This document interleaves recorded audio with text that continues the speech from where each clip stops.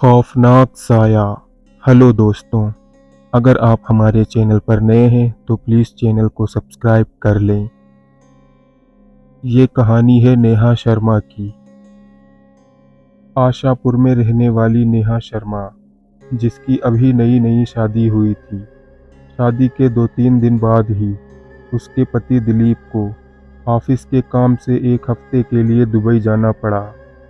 नेहा अपने अनुभव के बारे में बताती है कि एक रात जब वह अपने कमरे में अकेली सो रही थी, तभी अचानक उसका टीवी चलना शुरू हो गया, जिससे वह चौंक गई।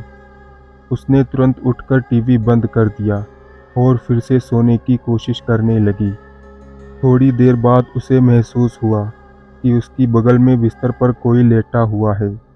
टीवी का अपने आप चलना और फिर किसी की मौजूदगी का एहसास होना घर में अकेली महिला को डरा देने के लिए काफ़ी था। नेहा जिस करवट लेटी थी, उसी करवट लेटी रही। उसे समझ नहीं आ रहा था कि अब क्या करें। खुद को समझाने के लिए उसने सोचा कि शायद ये उसका वहम होगा, लेकिन थोड़ी देर बाद उसे फिर से वही अनुभव हुआ, जैसे बिस्तर का गद्दा दब रहा हो और बगल में लेटा कोई करवट बदल रहा हो।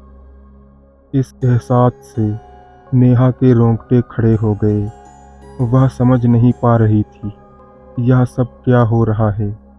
बहुत हिम्मत जुटाकर वो बिस्तर से उठी और पीछे पलटकर देखा, पर वहाँ कोई नहीं था। लेकिन जब उसकी नज़र गद्दे पर पड़ी तो नेहा का दिल दहल गया। गद्दा नीचे की ओर दबा हुआ था और ऐसा लग रहा था जैसे उस पर कोई लेटा हुआ है। अब वह चिल्लाना चाहती थी, पर खौफ के कारण उसकी हलक से आवाज़ ही नहीं निकल रही थी। दिल की धड़कन बहुत तेज हो गई थी। घबराहट में नेहा ने तकिया उठाकर उस जगह पर फेंका जहां गद्दा दबा हुआ था। ऐसा करते ही बिजली की तेजी से गद्दा ऊपर आकर ठीक हो गया और नेहा को बिल्कुल ऐसा लगा कि वहां से कोई परछाई तेजी से उठकर खड़ी हो गई हो। इसके बाद करीब 30 मिनट तक कोई हलचल नहीं हुई। तब नेहा थोड़ी बहुत हिम्मत दिखाई और उसने अपने मोबाइल से अपनी सासू माँ को फ़ोन किया। उनकी सास तुरंत दौड़कर नेहा के कमरे में आ गई और पूछने लगी कि क्या हुआ। नेहा कुछ बोले उससे पहले उसे फिर से कुछ ऐसा दिखा जिसे देखकर उसके होश उड़ गए। नेहा ने देखा कि उसकी सासू माँ के पीछे एक जवान औरत की धुंधली परछाई खड़ी थी। उसकी आंखों की जगह काले गड्ढे थे और उसका कद कमरे की छत जितना ऊंचा था। यह भयानक नज़ारा देखकर नेहा वहीं बेहोश हो गई और उसी रात उसे अस्पताल में भर्ती कराना पड़ा।